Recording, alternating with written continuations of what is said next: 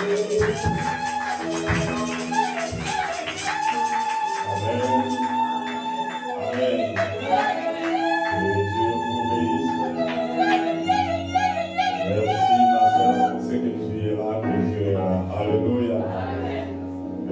à la chorale. Je suis dans la joie d'être dans la maison de mon Père. C'est comme le roi David disait, je suis dans la joie de son dit. Allons dans la maison de l'Éternel. Les autres sont contents lorsqu'on leur dit, allons dans le boîte de nuit, allons au snack, allons voir le marabout, allons voir, allons lire, allons faire ceci, allons faire cela. Mais nous sommes dans la joie lorsque nous sommes dans la maison de notre Dieu, parce que nous savons que c'est là que nous avons tout ce que nos cœurs désirent. Amen. Soyez bénis, peuple de Dieu. Nous allons prendre le livre.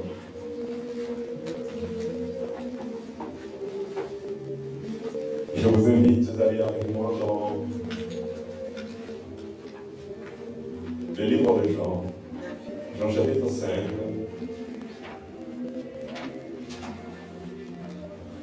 Jean 5, nous lisons 4 versets 50. Il y a beaucoup de références bibliques que nous allons lire. Et dans un premier temps, lisons Jean chapitre 5. 5 chapitre 10 dit ceci. C'était un jour de sabbat. Les Juifs dirent donc à celui qui avait été guéri, c'est le sabbat. Il ne t'est pas permis d'emporter ton lit. Il leur répondit, celui qui m'a guéri m'a dit, prends ton lit et marche.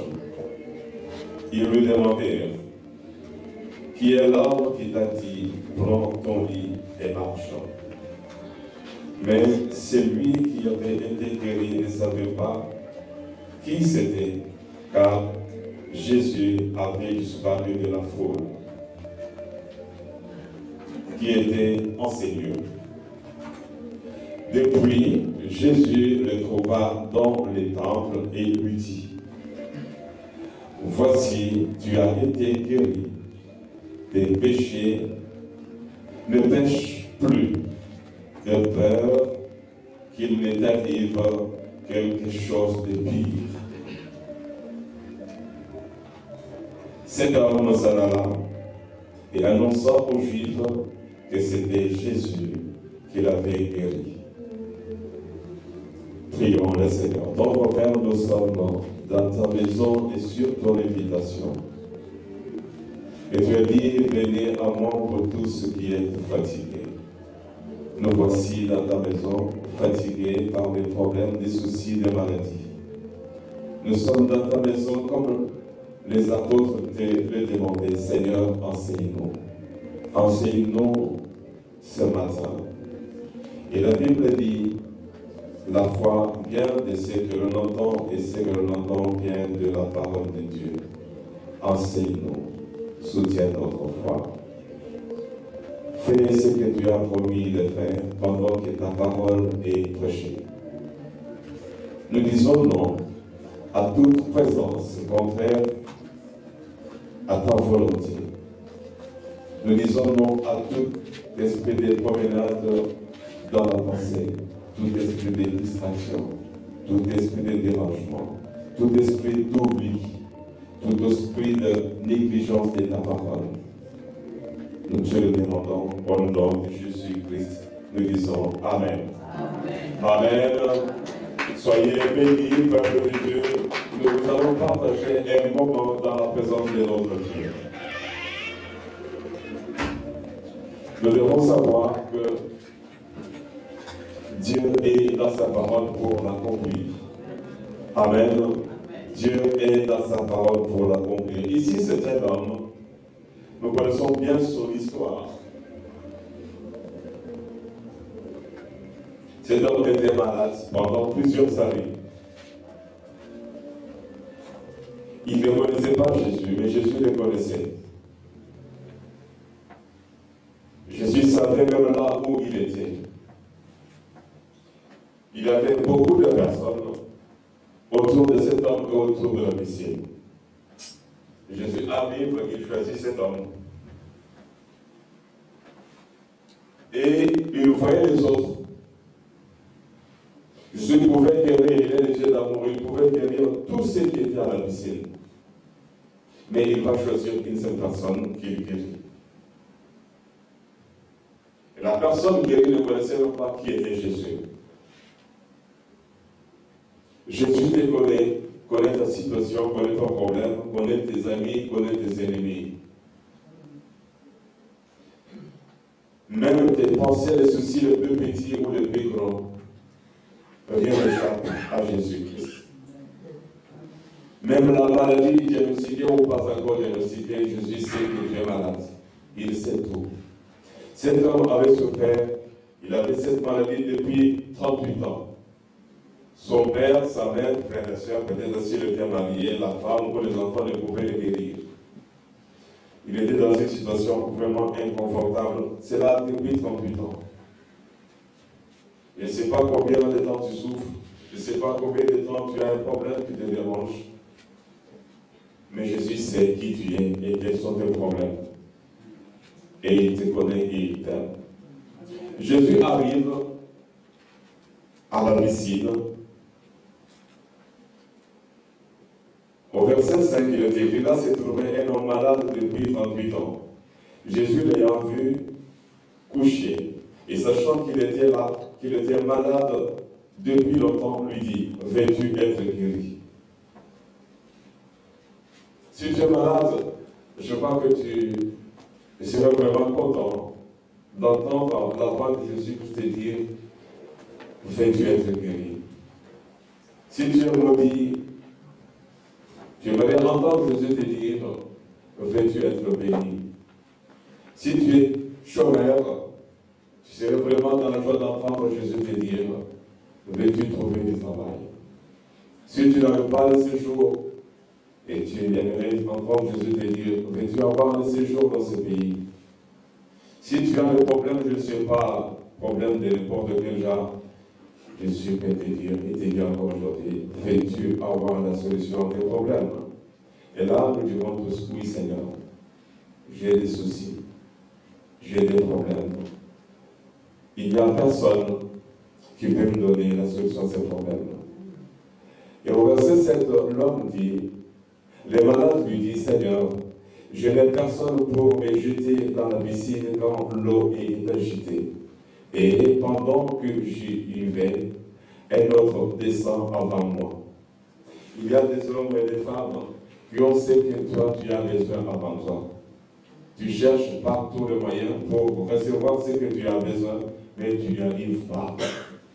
C'est les autres qui ont, c'est les autres qui ont, c'est les autres qui ont, et toi, tu n'as pas. Regarde ce que toi, tu n'as pas et que les autres ont. Et Jésus te dit, est-ce que tu veux recevoir ce que les autres ont que tu n'as jamais reçu? Et ta réponse sera, oui Seigneur, j'ai besoin de recevoir ce que les autres ont et que moi je n'ai pas encore reçu, ni touché, ni vu. Quel est ton problème? Je ne connais pas. Le verset 8 dit ceci, lève-toi, lui dit Jésus, prends ton lit et marche. Cet homme pouvait dire à Jésus, qui es-tu? Moi, j'attends l'ange, mais toi, tu es qui pour me dire de me lever et de marcher? Et par la foi, aussitôt cet homme fut guéri. Il prit son lit et marcha. Là, nous connaissons très bien cette histoire. Mais j'aimerais qu'on quitte l'histoire. Parce que beaucoup de personnes croient que la Bible est un livre d'histoire. Et que ce qu'on enseigne, ce qu'on lit dans la Bible, c'est pour les autres, ça concerne les autres, ça ne nous concerne pas. La Bible est un livre présent, un livre d'actualité, un livre qui dit la vérité et qui dit des choses réelles, palpables et vérifiables. Là où commence l'histoire, c'est au verset 10. L'homme est guéri. Tu es déjà guéri. Tu seras guéri. L'homme est béni, tu seras béni. Mais le problème est que, qu'est-ce que tu fais de la bénédiction? Qu'est-ce que tu fais de la guérison? Qu'est-ce qui peut t'arriver après la guérison? Qu'est-ce qui peut t'arriver après la bénédiction que tu as cherchée? Pendant 38 ans, il cherchait cette guérison. Et la guérison était plus que l'argent. La guérison était plus que la bénédiction. C'est comme cet homme qui était paralysé, qui se tenait devant les temples, à qui tout le monde donnait l'argent. Mais lui, il avait besoin d'argent, mais il n'avait pas demandé ce qu'il avait vraiment besoin. Et personne ne pouvait lui donner ce qu'il avait réellement besoin. Mais Pierre arrive. L'homme demande l'argent. Pierre lui dit, nous n'avons ni or ni argent. Mais au nom de Jésus-Christ, lève-toi et marche. Amen. Ces deux personnes étaient dans la même situation. Mais l'homme, je quitte un peu cet homme dans la première lecture, mais l'homme dont il est question, lorsqu'il est délivré, il rentre dans la salle, dans le temple, il commence à danser. Est-ce que c'était la louange? Je ne sais pas.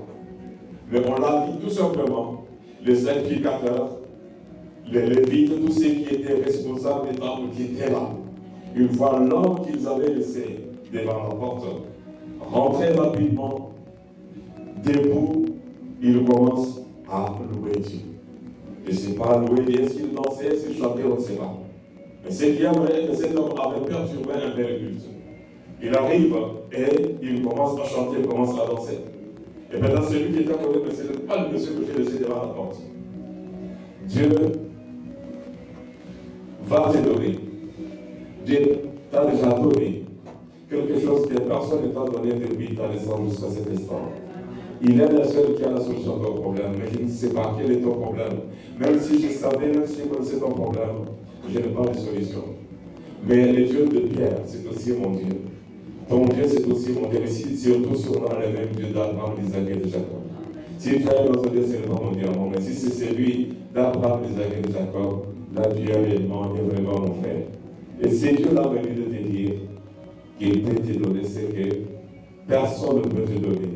Ni papa, ni maman, ni mari, ni frère, ni soeur. Mais je reviens à la première lecture. J'ai vu plusieurs miracles. Une personne qui ne voyait pas, on prie pour lui, et l'aveugle. On prie pour lui, l'homme commence à voir. Après la délivrance, il voit, il va commencer à voir de belles filles. Il va commencer à voir l'argent. Il oublie la situation d'entraînement qu'il avait sa cécité. Il commence maintenant à sortir, à faire ce que les autres faisaient. Il oublie celui qui avait ouvert les yeux. Je ne voulais pas ce qui lui était arrivé. Une autre personne qui était paralysée, amenant les jambes. Il s'était amenant debout, il commence à marcher. Dieu le bénit, il achète des voitures de maison.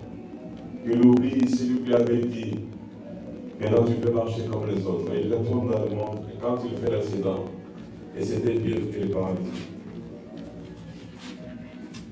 Chaise roulante, incapacité totale de marcher encore. Lui qui était paralysé, délivré, guéri, il tourne les jambes maintenant, les jambes vont lui servir à danser, à aller dans les rois de lui.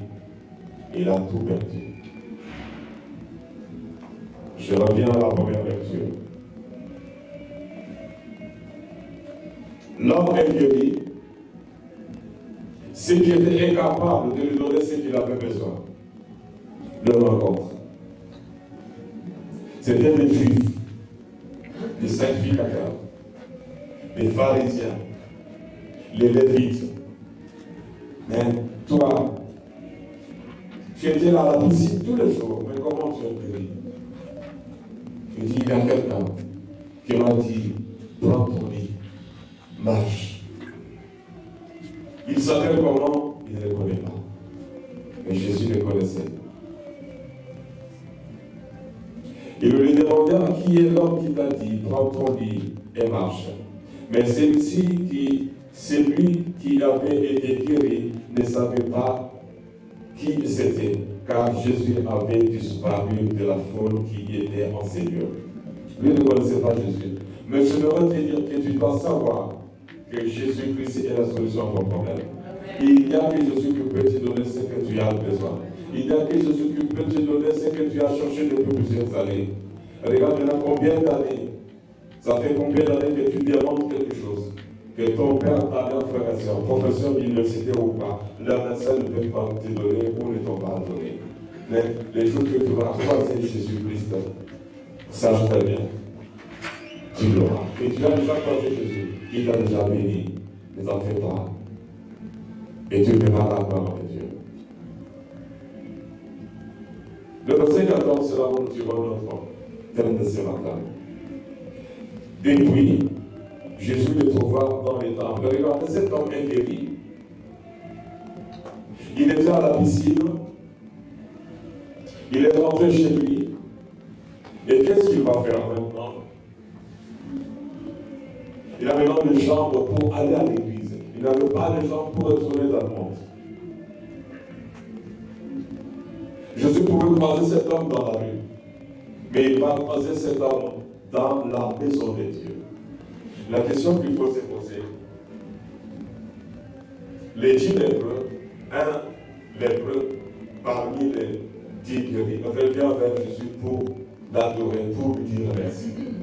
Les autres sont allés, nous dirons avec raison peut-être qu'ils sont allés là où Jésus leur avait demandé d'aller se présenter auprès des sacrificateurs pour donner le témoignage de leur guérison. Mais après avoir donné le témoignage que Jésus m'a fait ceci, je suis guéri de ma lèpre, nous sommes guéris de nos lèpres. Ces hommes avaient raté quelque chose. Pendant qu'ils étaient devant Jésus-Christ, ils pouvaient nous dire, en tout cas, merci beaucoup, tu nous as guéris, nous rentrons maintenant dire, faire ce que tu nous as demandé de faire. Ils n'ont pas dit merci. Qu'est-ce que tu fais après la guérison? La guérison peut te donner la joie. Mais il faut vraiment faire attention. Depuis, Jésus le trouva dans les temples. Et il lui dit, où est-ce que Jésus te trouve? Où est-ce qu'il va te trouver? Regardez ce qui était dans le problème, dans le pétrin. Où est-ce qu'ils sont aujourd'hui? Si vous le cherchez, où est-ce que vous allez le trouver? Si Jésus le cherche, où est-ce qu'il va le trouver? Si toi tu le cherches, où est-ce que tu vas le trouver? Je ne sais pas où tu vas le trouver. Mais Jésus peut le trouver. Jésus peut le localiser. Jésus localise cet homme. Depuis, Jésus le trouva dans le temple et lui dit, voici, tu as été guéri. Ne pêche plus. Si tu dois, si tu pêches encore, si tu pêches encore, qu'est-ce qui va t'arriver? De peur qu'il ne t'arrive quelque chose de pire. Qu'il ne t'arrive quelque chose de pire. Le thème de ce matin. Jésus demandait à cet homme de garder la guérison, de garder sa délivrance. La santé qu'il venait de recevoir était plus une bénédiction que personne ne pouvait lui donner. Et Jésus lui dit, ne pêche plus de peur qu'il ne t'arrive quelque chose de pire. Imaginez-vous si Jésus avait trouvé cet homme dans un milieu où on adorait les diables, dans une boîte de nuit, je ne sais pas si vous avez des boîtes de nuit à cette époque-là. Jésus avait trouvé cet homme chez un marabout, chez un féticheur, ou en train de faire des choses interdites par la parole de Dieu. qu'est-ce que Jésus allait lui dire? Il allait tout simplement lui dire, je t'ai guéri, mais là où tu es maintenant, tu as commis le pire. Tu as péché, et quelque chose de pire va t'arriver. Mais Jésus va avertir cet homme. Il lui dit, ne pêche plus. Si tu pêches, quelque chose de pire va t'arriver. Amen. Est-ce que nous avons reçu une bénédiction quelque part? Une guérison? Je ne sais pas. Le thème de ce matin, comment garder sa délivrance et ses bénédictions? Comment garder sa délivrance? Beaucoup de personnes sont déjà délivrées. Beaucoup de personnes sont déjà guéries. Beaucoup de personnes seront délivrées, seront bénies. Mais lorsque tu seras béni, lorsque tu seras délivré, comment vas-tu garder la bénédiction? Comment vas-tu garder la délivrance? Parce qu'une délivrance mal gérée peut devenir une malédiction. Ce n'est pas moi qui l'ai dit, mais c'est Jésus qui l'a dit. Comment garder sa délivrance et ses bénédictions? Les bénédictions que Dieu nous a données. Beaucoup de personnes ont reçu des bénédictions, mais ils nous ont perdues. Beaucoup de personnes ont été délivrées, mais ils sont maintenant dans les chaînes. Pourquoi ils sont retournés dans le monde? Après la délivrance, l'autre est sorti avec sa femme, les enfants. Et c'était la délivrance. La femme savait très bien que l'ange ou les anges venaient de leur dire de ne pas regarder en arrière. Mais la femme a perdu la délivrance. La femme a perdu le salut. Elle était déjà sauvée. Elle est morte sur le chemin du salut. Amen. Avant d'arriver là où elle devrait être en sécurité. Comment garder sa délivrance? Comment garder ses bénédictions? Ici, je m'adresse à quelqu'un qui était dans les chaînes de l'ennemi des diables, que Dieu a délivré. Dieu te donne un conseil dans le verset que nous allons lire ensemble, de faire attention pour que tu ne perdes pas ta délivrance. À celui qui n'est pas encore délivré, Dieu me dit de lui dire, la délivrance est possible, elle est proche. Mais comment vas-tu faire pour garder la délivrance? À ceux qui sont bénis, Dieu me dit de te dire comment tu peux garder les bénédictions que Dieu t'a données. Beaucoup ont reçu des bénédictions et beaucoup les ont déjà perdues. Ceux qui étaient bénis, qui sont ici ou qui sont ailleurs, là où ils sont maintenant, ils sont en train tout simplement de murmurer. J'avais, mais pourquoi j'ai perdu? J'étais, pourquoi je ne suis pas comme j'étais? Pourquoi? Parce que c'était un esprit de distraction.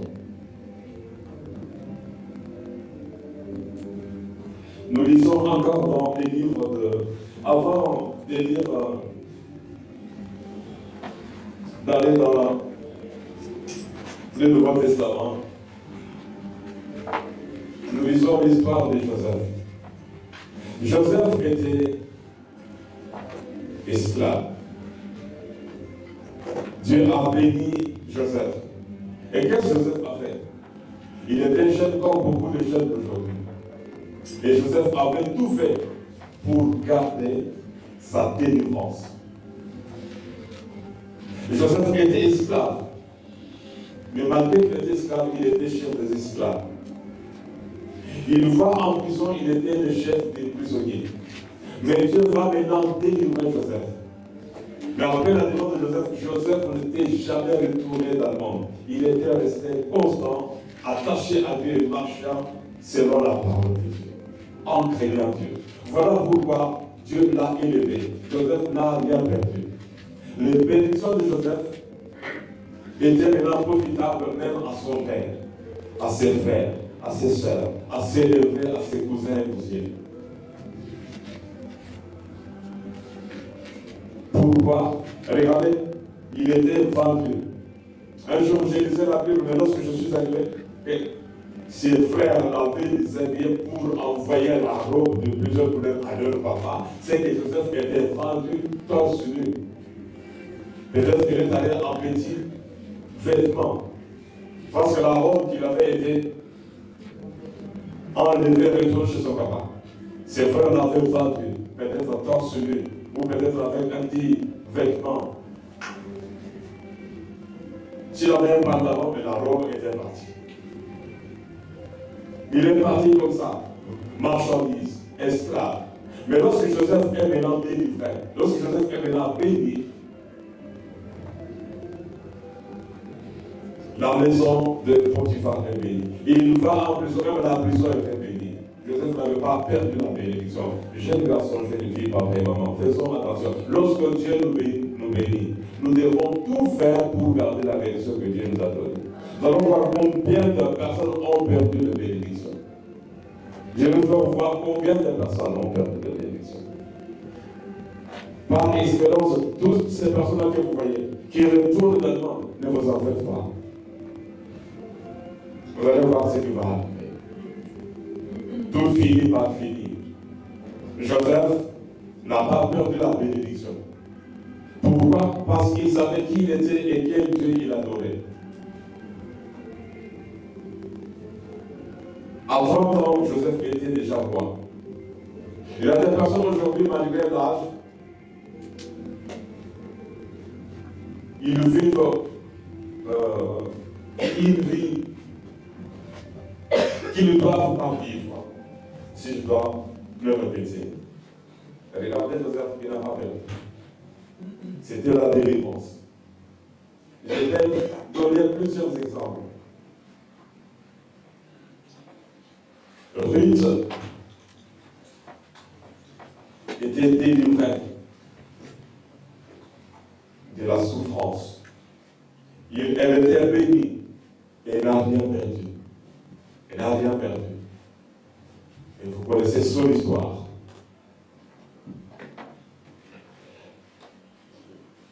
Tu as été guéri, tu as été béni, ne pêche plus.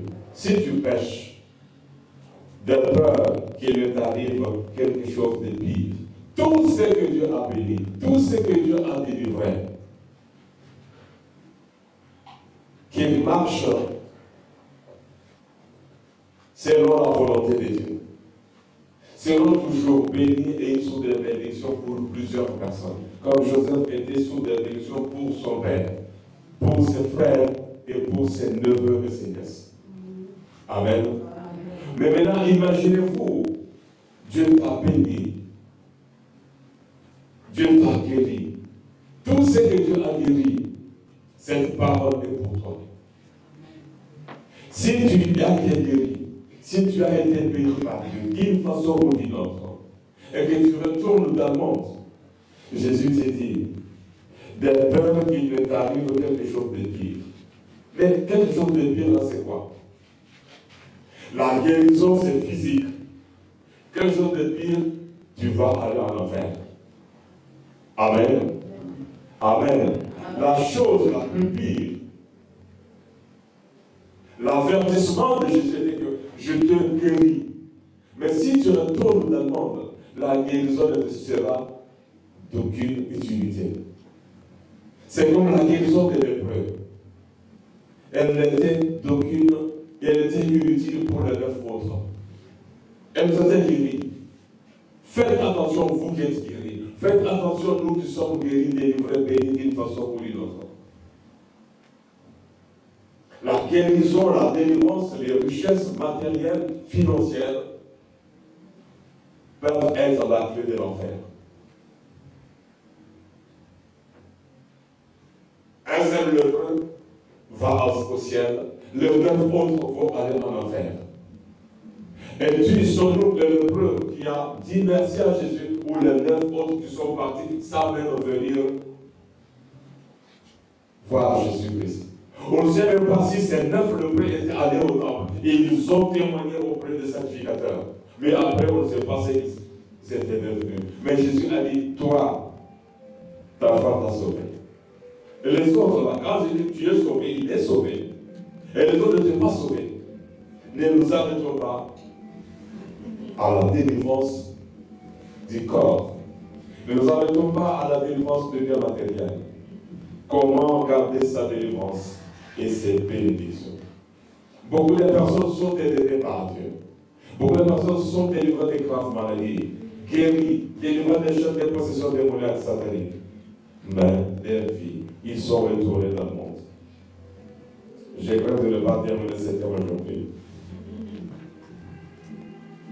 Joseph va dire maintenant à ses frères, je sais que Dieu va vous visiter. Mais, après la visite de Dieu, si vous sortez, ne laissez pas mes eaux ici dans ce pays. Ramenez mes eaux dans mon pays. Ramenez mes eaux avec vous. Dieu va visiter Israël. Dieu dit, j'ai entendu les cris de mon peuple. J'ai vu comment mon peuple souffre. Dieu sait maintenant comment et combien tu souffres. Dieu t'a déjà visité et il va encore te visiter. Mais après la visite de Dieu, qu'est-ce que tu vas faire? Regardez la délivrance du peuple d'Israël. Le peuple est visité par des selon la parole de Joseph. Le peuple est délivré. C'est Exode chapitre 3, à partir du verset suivant, vous allez comprendre. Même verset 3 de 1 jusqu'au verset qui suit, vous allez comprendre l'histoire. Le peuple est délivré. Au verset 12, 14, 15, le peuple est délivré pour aller posséder la terre promise. Leur terre. Mais le peuple arrive dans le désert. Malgré la délivrance, le peuple tombe et meurt. Sur 600 000 personnes, il n'y a que 2 qui vont voir la terre promise. Et pourtant, ils étaient délivrés. Et pourtant, ils étaient bénis. Et pourtant, ces peuples avaient des vaches, des moutons, ils avaient beaucoup de biens. Ces peuples avaient pris l'or, ils avaient emprunté l'or. Comme Moïse leur avait dit, de prendre les vases d'or, de l'or, des bagues, je ne sais pas, des tasses, des assiettes, en or, auprès de leurs voisins égyptiens. Ils étaient riches. Ils étaient bénis. Ils avaient travaillé sans salaire. Mais là, pour sortir, Dieu demandait l'or, les vases d'or, les assiettes, les fourchettes, les couteaux, tout ce qui est en or demandé. Ils avaient pillé spirituellement le peuple selon Dieu lui-même. Vous avez travaillé, vous avez payé, maintenant on vous donne l'or, partez. Ils étaient bénis. Mais ils arrivent dans le désert, ils perdent la foi. Ils commencent à chercher à retourner dans le monde. Comment garder la délivrance et sa délivrance et ses bénédictions. Tu as encore des bénédictions ou tu les as déjà perdues? Si tu les as, cette exhortation, cette prédication est pour toi, mon frère. Tu nous sauves de la peur. J'avais beaucoup aimé la prédication de la fois passée. On nous a dit avec Dieu, nous faisons des prodiges. C'est une très bonne chose. Nous avons déjà fait des prodiges. Tu as déjà fait des prodiges. Tu as déjà beaucoup de bénédictions, guérison, délivrance, mariage, je ne sais pas quoi encore. Travail, séjour, tout ça tu as. Mais faites attention. Avec Dieu, nous ferons des prodiges. Et avec ce même Dieu-là, si tu ne marches pas selon sa volonté, tu vas tout perdre. Amen. Amen. Amen. Nous lisons dans, vous voyez le peuple est délivré. Il arrive dans le désert. Il commence à marcher en désordre.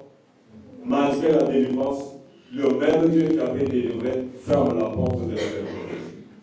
Le même Dieu qui nous a bénis, qui t'a béni, qui t'a guéri, peut fermer la porte du ciel. Parce qu'il y a beaucoup de personnes qui viennent à l'église, ils ont les yeux seulement fixés sur le bien matériel. Les mariages, le travail.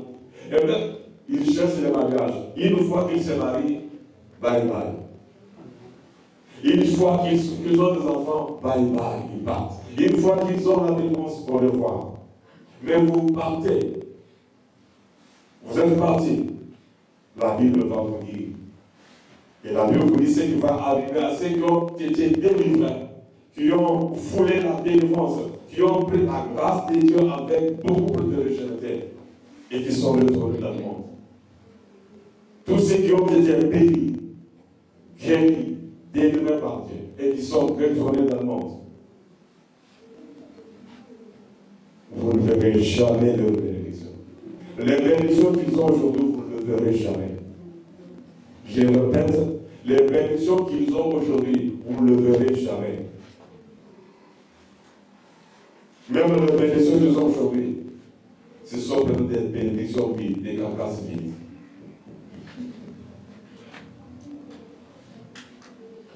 Nous lisons dans le livre de Matthieu, chapitre 12. C'est toujours Jésus qui le dit. Matthieu, chapitre 12, verset 43. Avant de lire cette référence biblique, je vois l'image de la femme pécheresse. Dieu nous a déjà pardonné. Dans ça, je vais revenir après. Je vois l'image de la femme adultère. Cette femme est arrêtée avec un homme. Peut-être l'homme a fui. Elle arrive, conduite par Jésus. La femme méritait la mort. Elle est devant Jésus-Christ. Et tous ceux qui étaient autour d'elle étaient armés. Tu sais combien de personnes sont armées pour ôter ta vie? Le même péché que la femme avait commis. C'est le péché que beaucoup de personnes ont commis au commerce. Et maintenant, regardez, et c'est ce que Jésus va faire. Jésus va délivrer cette femme de la mort. La mort était certaine. Heureusement pour cette femme, Jésus était dans la ville. Heureusement pour toi, Jésus est ici dans le monde. Heureusement pour toi, ma soeur, Jésus est là pour te faire du bien. Toutes les accusations, lorsqu'on nous accuse, on t'accuse devant Jésus-Christ. Et maintenant, la femme est devant Jésus.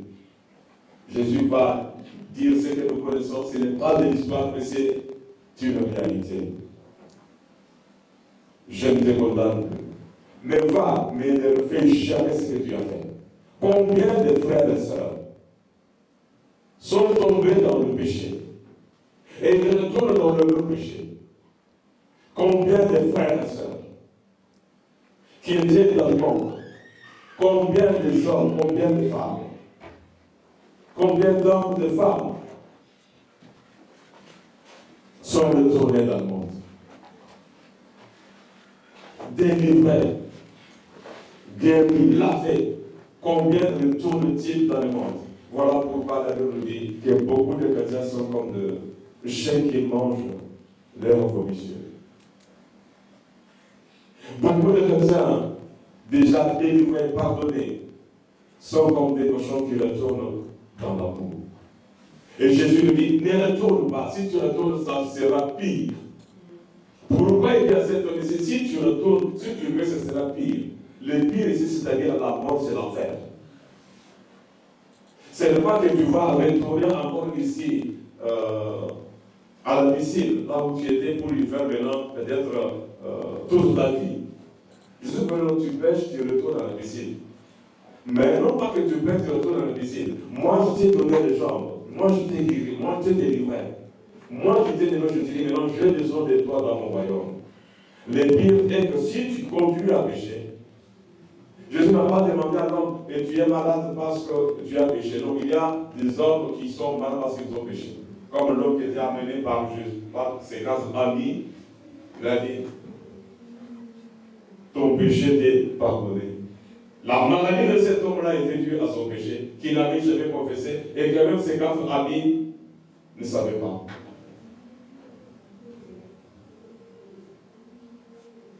Ne pêche plus, sinon ce sera pire. Nous lisons encore. Comment garder sa délivrance et ses bénédictions? On va voir comment garder. Je vais le survoler rapidement. Je vais tout simplement te dire que tu es délivré, tu es guéri, tu es béni. Mais qu'est-ce que tu fais de la bénédiction? Qu'est-ce que tu fais de la délivrance? Tu as été délivré des démons pour retourner encore auprès de... J'ai beaucoup aimé la phrase, je crois que c'était de Mandela, que tu as lutté, tu étais debout. Tu étais par terre, on t'a mis par terre. Mais lorsque tu te tiens debout, ne retourne jamais auprès de ceux qui t'avaient mis KO. Amen.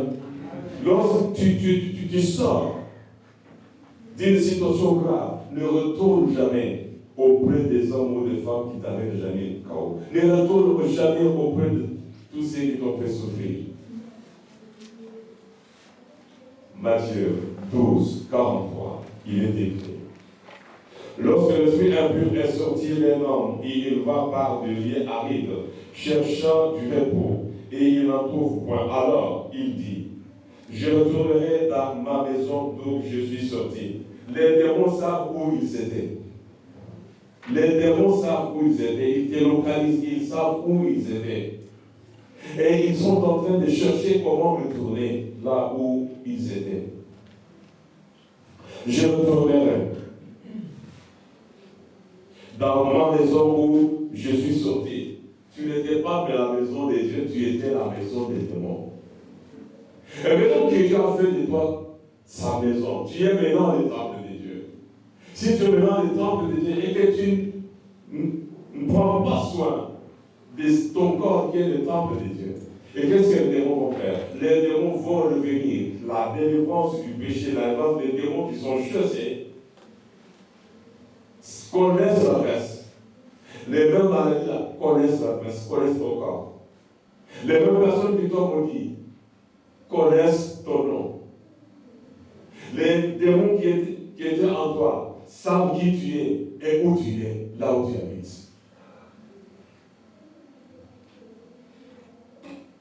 Et je retournerai dans ma maison d'où je suis sorti.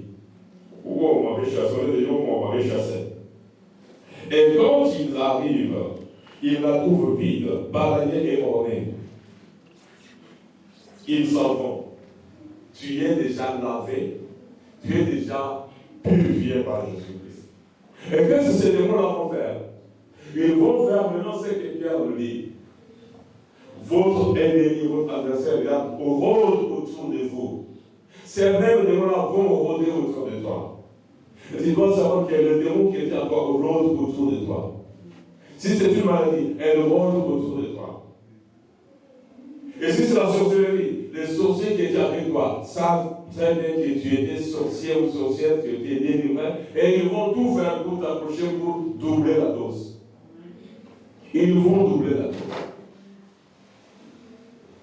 Et la maison est nettoyée maintenant. Maintenant que vous êtes nettoyés, mon frère, ma soeur, maintenant que nous sommes lavés, purifiés par le sang de Jésus, maintenant que nous sommes gardés par Jésus-Christ, maintenant que nous sommes guéris, bénis et délivrés, faisons attention.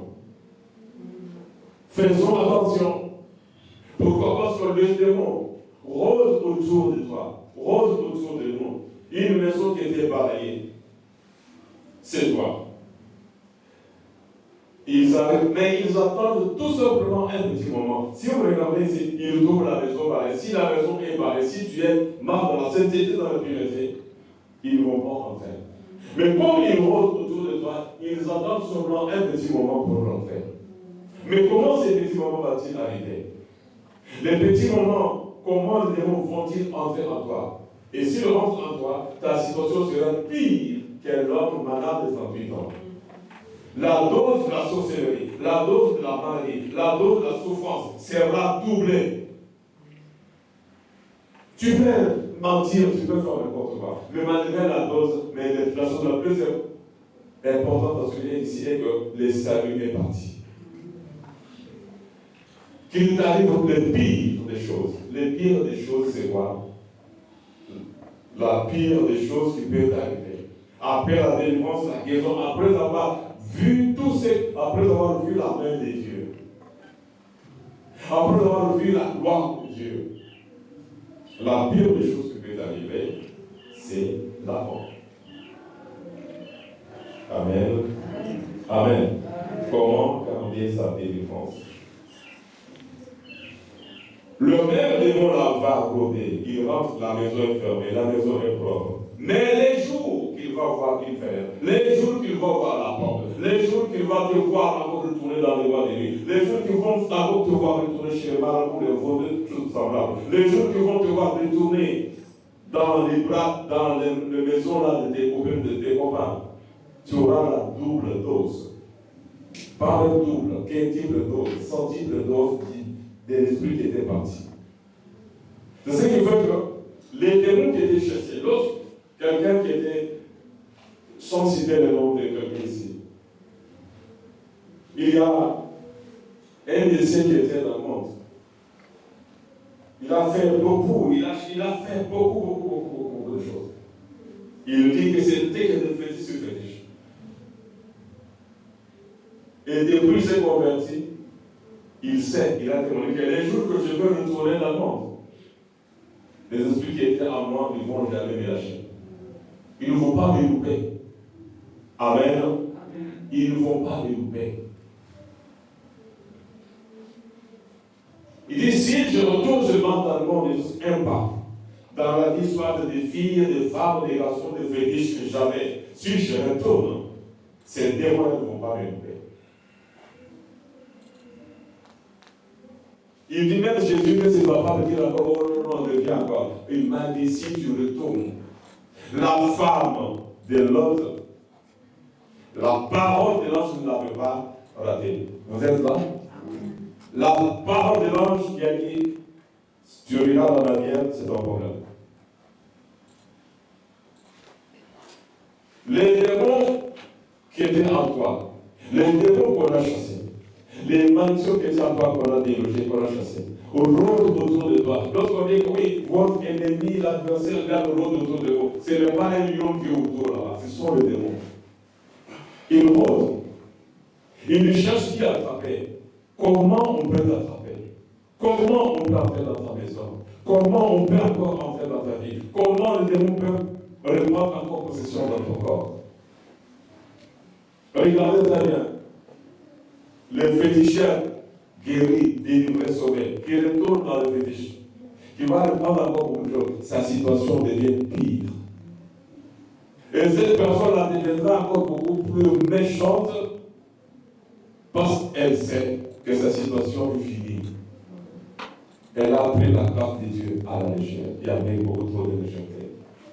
Il s'en va et il prend avec lui 7 autres démons. Plus lui, ça va faire 8. Imaginez-vous, tu avais 10 démons. Ces démons-là sont chassés. Et lorsque je reviens, chacun revient avec 7 autres. Ça fait 8 fois 10, 80. Ta situation sera pire. Et la situation pire, c'est quoi? Tu n'auras même pas la possibilité d'accepter Jésus-Christ encore, de te repentir. C'est ce qui est arrivé maintenant à beaucoup, même des églises de Dieu. Comment on peut comprendre qu'une église, après avoir prêché l'évangile, après avoir délivré les hommes, après avoir vu la main de Dieu dans son ministère, comment cet homme peut-il retourner encore dans le monde, chercher maintenant la magie? Comment il peut aller chercher maintenant de faire des miracles avec la force des ténèbres? Sa situation est pire. Amen, l'Église. Que ta situation ne soit pas pire, que ta situation ne devienne pas pire. Tous ceux qui étaient délivrés, beaucoup d'entre nous savent, connaissent les démons qui les possédaient. Ces démons-là étaient partis. Tu ne sentais même pas les besoins de faire ceci, les besoins de faire cela, les besoins d'aller à gauche, les besoins d'aller à droite. Tu as vu la main de Dieu. Dieu t'a béni, Dieu t'a guéri. Mais qu'est-ce qui t'arrive maintenant? Qu'est-ce qui t'arrive maintenant? Qu'est-ce qui t'arrive maintenant? Tu es retourné dans le monde. Tu es retourné dans le monde et regarde la situation qui t'arrive maintenant. Et regarde la situation qui va arriver. Je vous dis. J'ai accepté Jésus en 1956. Et j'ai commencé à la servir en 78. Et je sais, tous ceux qui retournent en arrière, Jésus lui-même dit, c'est lui qui touche à quoi? Et qui regarde, qu'est-ce digne de? Si tu ne veux pas digne de Jésus-Christ, c'est-à-dire que tu ne seras pas sauvé. Beaucoup de frères, beaucoup de sœurs, nous avons l'habitude de retourner dans le monde. Comment garder sa délivrance, comment garder ses bénédictions. Beaucoup croient qu'ils vont à l'église et ils seront enlevés au dernier jour. Nous vivons dans la distraction. Jésus, c'est lui qui touche seulement à la charrue et qui regarde dans la scène, qui retourne en arrière. Ne pas dire de moi. Jésus va te régner. Amen. C'est donc esprit plus méchant que lui. ils entrent dans la maison, s'y établissent. Et la dernière condition de cet homme est pire que la première. Pourquoi Jésus répète le mot pire? Pourquoi Jésus répète le mot pire? Sa dernière situation sera pire. Ta situation sera pire. Tout ce que tu fais là, tout ce que nous faisons, laissez les autres faire tout ce qu'ils font là. Laissez-les faire tout ce qu'ils font. Laissez ce que retourne dans le monde retourner dans le monde. Aujourd'hui, il y a n'importe quoi ou n'importe qui, je ne dis pas dans l'église, mais dans les églises locales, pas dans les églises. On reçoit n'importe qui, n'importe quoi. Mais si on pouvait tout simplement te donner les yeux pour voir ce qui se passe dans le cœur de certaines personnes, les chemins qu'ils apprennent, ce qu'ils font la nuit, ce qu'ils font même contre l'église. Vous allez vous poser des questions. Mais ces personnes parlent là. Non. C'est pas ça. Et quand ils prient, vraiment, ce sont des véritables bénédictions de Jésus-Christ. C'est la sœur jumelle de Jésus-Christ. C'est le frère jumeau de Jésus-Christ. Vous ne pouvez pas imaginer des choses qui se passent dans le ministère. Ce qui est ici avec moi ce matin, c'est ce qui se passe. Amen. Jésus répète ici le mot pire. Ta situation sera pire. Et si ta situation est pire, c'est que la porte du ciel est déjà fermée. La porte du ciel est déjà fermée. Je vais parler de quelques éléments, c'est après nous allons prier. J'ai dit que non, sur 600 000, il y a que Josué et Caleb qui sont rentrés. Pourquoi les autres? Arrivés dans le désert, ils ont vu la mer de Dieu, ils ont vu la mer rouge séparée en deux. Ils sont passés. Ils ont vu le pain descendre du ciel. Ils ont vu la colonne de feu, la colonne de l'eau. Ils ont vu la mer de Dieu. Ils ont vu le rocher donner de l'eau. Ils ont vu la gloire de Dieu. Tous ceux qui ont vu la gloire de Dieu, tous ceux qui ont tourné, oui, Dieu m'a fait, Dieu a fait, Dieu a fait, et qui retournent dans le monde, Jésus dit, leur situation sera pire. Mais la situation qui c'est la mort. On ne vient pas à l'église pour aller encore en affaires. On vient à l'église pour aller au ciel. On vient à l'église pour bénir l'église. On vient à l'église pour être une bénédiction sur des bénédictions pour les autres. Mais on ne vient pas à l'église pour détruire l'église. On ne va pas à l'église pour envoûter les autres. Vous êtes là? Si on pouvait tout simplement nous donner à nous tous les yeux, lorsque ça va être, je vous avais donné un témoignage ici, témoignage d'une exhortation de presque en colère. Une personne vraiment pire que le diable petit, le jumeau de Lucifer, la jumelle de Lucifer, qui demandait est-ce qu'il n'y a pas les enfants de notre Père dans cette église. Vous voyez maintenant, nous vivons ce que je vous avais dit. Amen. Et il dit, ah, mon frère, il y a certaines choses que je ne dis pas, mais pour être, avoir un ou deux témoins, il y a des choses que je dis à quelques deux, trois, quatre personnes. Et lorsque ça arrive, je leur dis, je vous avais dit. Amen. Et aujourd'hui encore, je vous dis, comment tu peux garder ta délivrance? Tu étais délivré et tu as retourné le monde. Tu as retourné le monde, même pour combattre encore l'église. Tu as retourné le monde pour faire du mal à ton ami, pour faire du mal à tes enfants, pour faire du mal à ton père. Ta situation sera pire. Amen. Je passe aujourd'hui pour le ciel. Amen. Joseph avait gardé sa délivrance. Il avait gardé la bénédiction. Parce qu'il était une bénédiction pour sa famille. Est-ce que tu peux dire, moi je suis une bénédiction pour ma famille? Ne parle pas à quelqu'un, mais dis-toi toi-même. Est-ce que tu peux dire, je suis une bénédiction pour ma mère, mon père, mes frères et mes soeurs? Ou je serai une bénédiction pour mon père, ma mère, mes frères et sœurs? S'il y a quelqu'un qui doit s'écouler. Amen. Amen. C'est vrai, c'est à côté de toi. Regarde s'il ne dort pas. Dieu ne dort pas. Ok. Il y a d'abord la première délivrance, c'est la délivrance du péché. Tout ce que Jésus délivre du péché, c'est pour un but. C'est pour le salut. Jésus rentre maintenant dans la vie des Zachée, qui était le pécheur connu par tout le monde. Vous lirez cela dans Luc 19, 1 à 10. Et Jésus va dire, il délivre Zachée du péché. Et qu'est-ce qu'il dit à Zachée? Le salut est entré dans cette maison. Parce que cet homme lui aussi est fils d'Abraham. Est-ce que tu es vraiment fils d'Abraham? Est-ce que tu peux dire oui, vraiment, Jésus m'a délivré du péché? Et Jésus m'a délivré du péché. Qu'est-ce que je fais? Dois-je retourner encore dans le même péché? Dois-je retourner encore dans le même péché? Si tu retournes dans le même péché, Jésus ne doit pas dire que les saluts est entré dans cette maison aujourd'hui. Regardez la délivrance des Zachée, c'était aussi le salut éternel de sa femme et de ses enfants. Vous êtes là?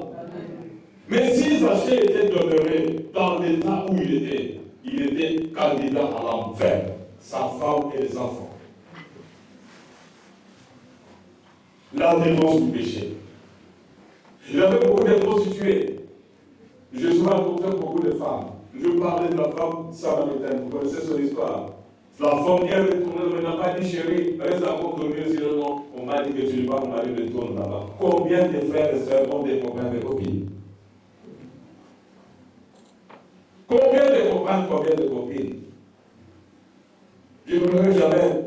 Un jour, j'étais au centre-ville, dans le CGB. Il avait la reine là-bas de riche. Je voyais une petite fille ici comme ça.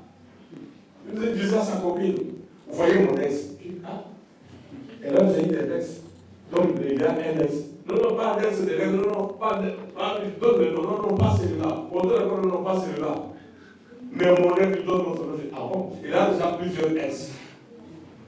Plusieurs ex. Comme ça, petit comme ça. Moi, je disais que c'était dans le monde. Mais combien de frères et sœurs ont des copains, des copines? Vous êtes en train de suyer, de marcher sur le sang de Jésus-Christ. Amen. Est-ce que Jésus peut dire les saluts rentrés dans ta maison? Joseph qui était la porte du salut, de la bénédiction de son père, ses frères, neveux et nièces. Est-ce que nous le sommes pour les autres? Regardez la femme pécheresse. Elle arrive et elle confesse le péché. Et pourtant, il y avait encore d'autres femmes prostituées qui étaient partout. Et Jésus va dire, femme, va, tes péchés sont pardonnés. Ah non, tu ne peux pas pardonner le péché. Non, non, ta femme t'a sauvé. Amen. Délivré du péché, délivré de la mort et obtient la vie éternelle. Église, amen. Amen. C'est avec amour que je dis ces choses. Et ça fait mal. Ça fait qu'on voit quelqu'un qui marche, mais vous savez pas, cette personne, c'est déjà candidate à la mort. Parce qu'il est tellement envergé qu'il ne comprend pas ce qu'il fait. Il ne comprend pas ce qu'il fait. Lorsque quelqu'un s'est même à dire n'importe quoi, à combattre même l'église de Jésus, sachant bien qu'il est écrit, j'ai bâtirai mon église. Aucune puissance ne gagnera les combats contre l'église. Et si tu vois quelqu'un continue à le faire, dans ce qu'il veut, je ne dis pas, si je dois penser à ce que j'ai vu aujourd'hui, c'est comment montrer aujourd'hui, je me dis, mais c'est quoi ça? Il y a des personnes candidates à la mort. Après la bénédiction, après la délivrance. Et ces personnes retournent dans le monde. Et Jésus dit, la situation sera pire. Amen. Que ta situation ne soit pas pire. Maman, dis à cette fille que ta situation ne soit pas pire. Dis au pays, essaye. Dis à ton voisin. Amen. Dites-lui, quand il ne faut pas être en joie, ce n'est pas la place. Que ta situation ne soit pas pire. Elle peut devenir pire.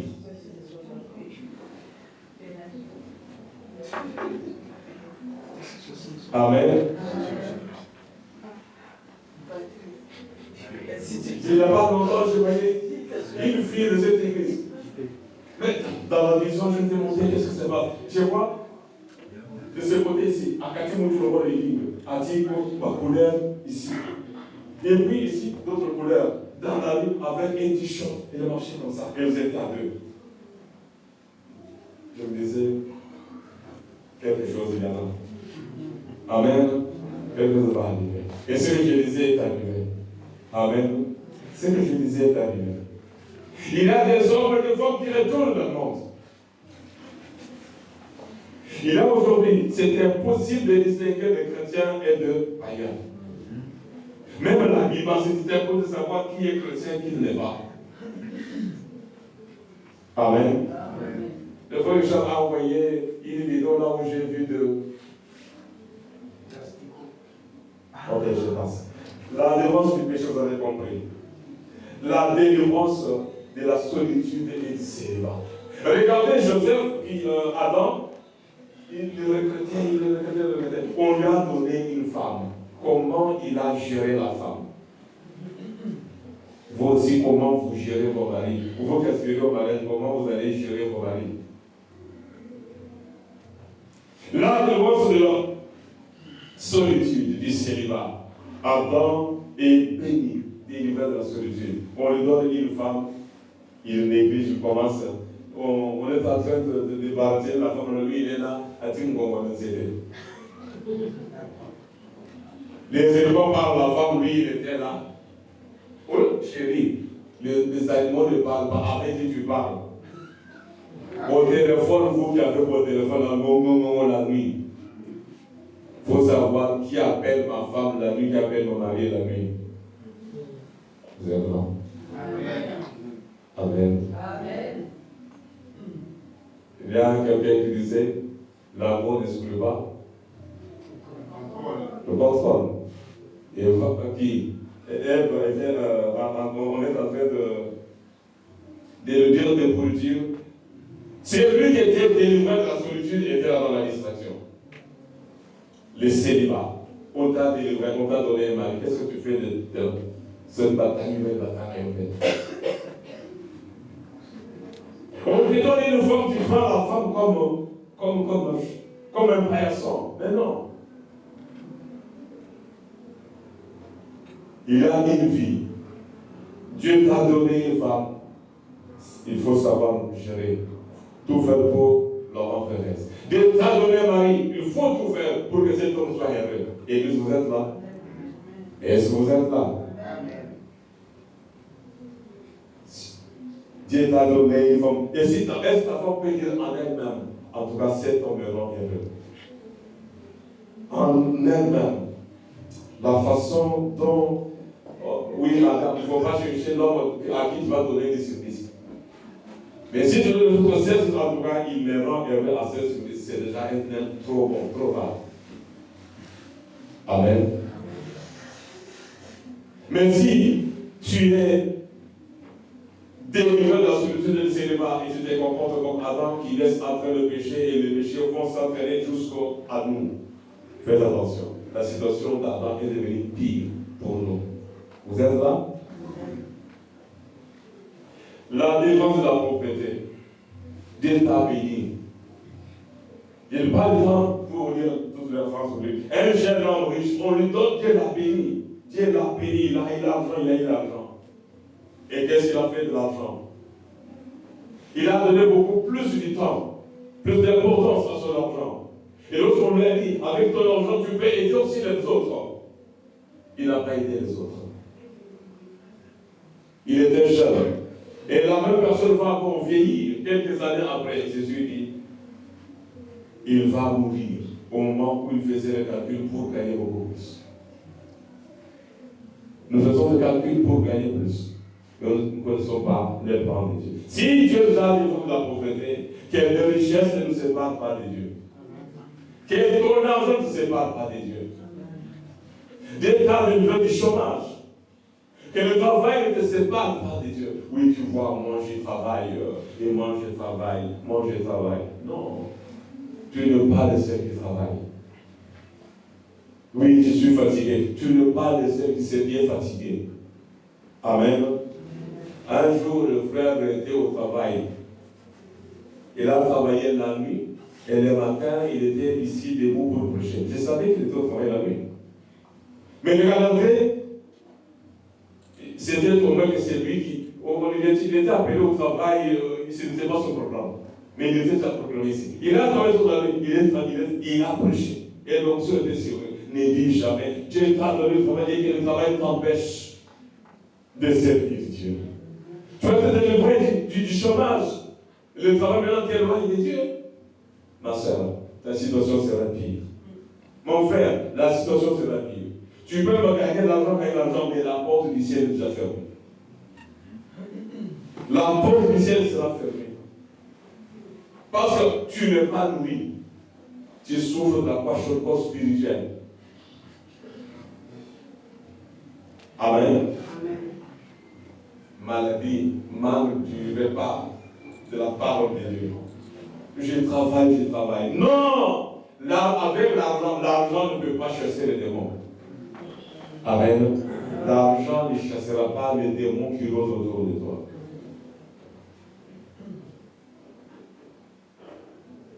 Regardez une femme, elle est délivrée de la stérilité. C'est Anne. Anne ne s'est pas éloignée de Dieu. Regardez toutes les âmes d'aujourd'hui. Et ils ont des enfants qu'ils appellent des Samuel. Où sont les Samuel? Où sont les âmes de cette église? Quelqu'un peut dire Amen? Amen. Là, je dis avec sérieux. Il a formé dans mon ami. Amen. Anne est bénie par Dieu. Il donne l'enfant à Dieu. Où sont les Samuel de l'église Rocher de la Mer? Samuel. Samuel, où sont-ils? La situation de Anne et de Samuel sera pire. Il faut apprendre à garder quoi? La délivrance et la bénédiction. On dit Amen. Amen. Et l'amen bien. Amen. Amen. Amen. Comment on peut te donner un Samuel et le Samuel n'est pas à la maison de Dieu? La situation sera pire. Amen. Amen. La situation sera pire. Toi, enfant, tu ne sais pas combien de temps ton père a mis dans le jeu de prière. Même si tu n'es pas Seigneur, il gêne, il prie. Maman a gêné jusqu'à attraper le problème gastrique. Et tu es là, on te dit, Seigneur Dieu, tu commences à, si tu expliques. Tu ne sais pas si tu ne connais pas les démons qui sont autour de toi. Bon. Pose d'abord la question, est-ce qu'on connaît les démons qui rôdent autour de toi? Posez-lui la question. Maman, Kounaï. Est-ce qu'on connaît le nombre de démons qui rôdent autour de toi? Jean-Paul, demande à ton conseil la vie à ton père. Je connais les démons. À Bogo, demande à ton conseil là-bas. Mouton, tu demandes à Kaman. Est-ce qu'on connaît le nombre de démons qui rôdent autour de toi? Mais les jours qu'il faut rentrer, ta situation sera pire. Et vous êtes là? La délivrance de la stérilité. Il est béni. L'enfant est là. Oui. La maman est là avec la télécommande. Parfois, parce que je suis télécommande. Maman est là. C'est bon. On tient la pendant les heures de culte. Tu fais l'église. Amen.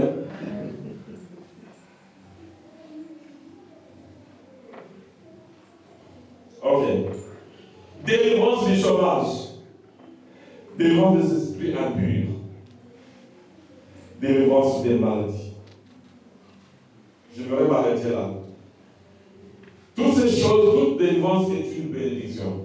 Qu'est-ce qu'on a fait de toutes les bénédictions que Dieu nous a données? Nous commençons à expliquer. Pendant que tu expliques, il y a des maladies graves qui rôdent autour de nous. Église, vous êtes là? Il y a des maladies graves. Il y a des accidents graves. Il y a des accidents graves. Tu ne sais même pas. Pendant les jours du culte, tu es chez toi à la maison. Avec la femme et les enfants. Si on te donne les musulmans, je suis présent. Tu as bien vu, amen. La dame est là, et toi tu as une poupée. Vous connaissez une poupée? Donc on voit la sa poupée. Amen. Poupée parfois torse-nu, tu te promènes là au salon avec la télécommande. Chérie, j'ai fait un, tu n'as pas du thé. Dimanche,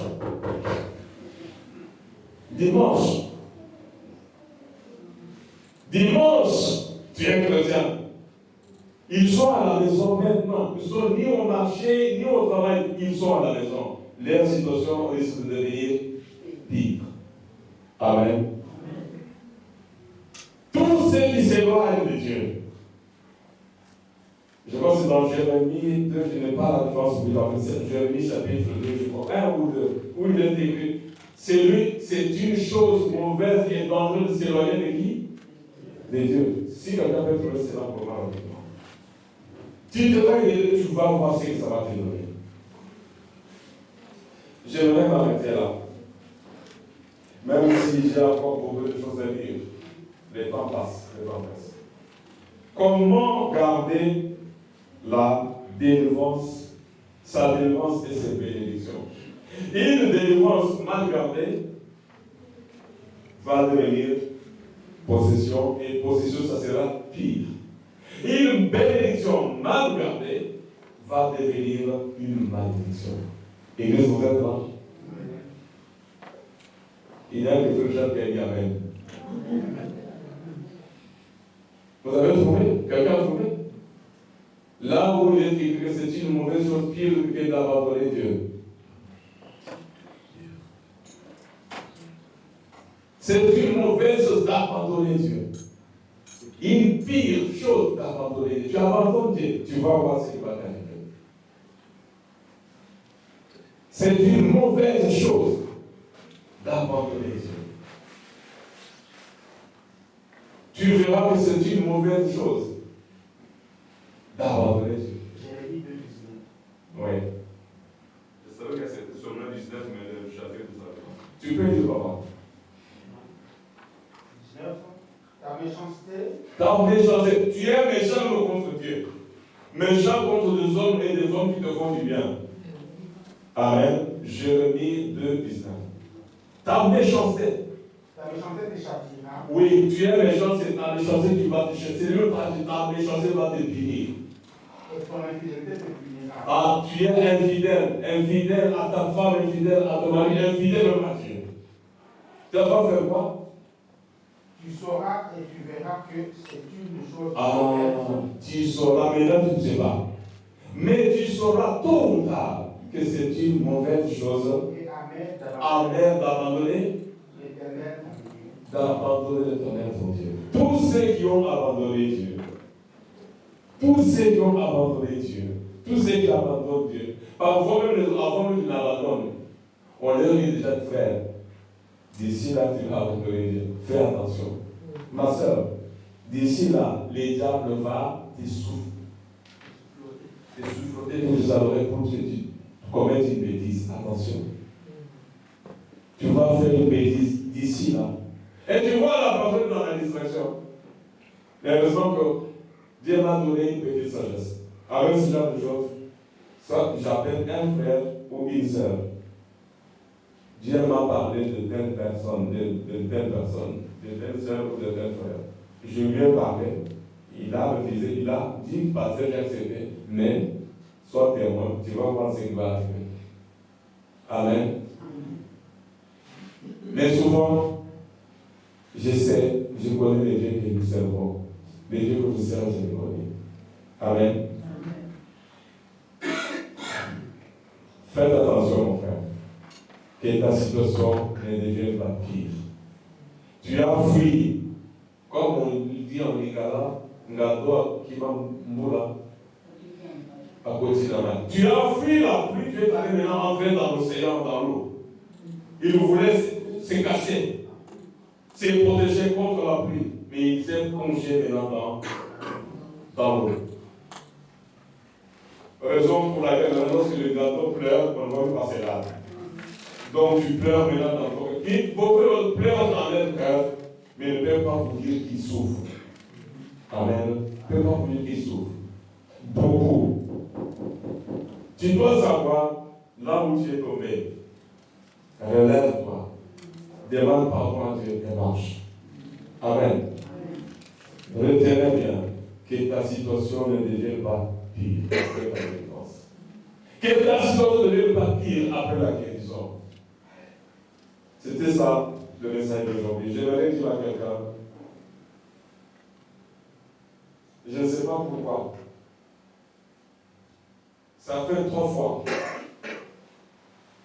Chaque fois que je vois les nuages, j'observe les nuages, je dis, au jour d'enlèvement, traverser ces nuages.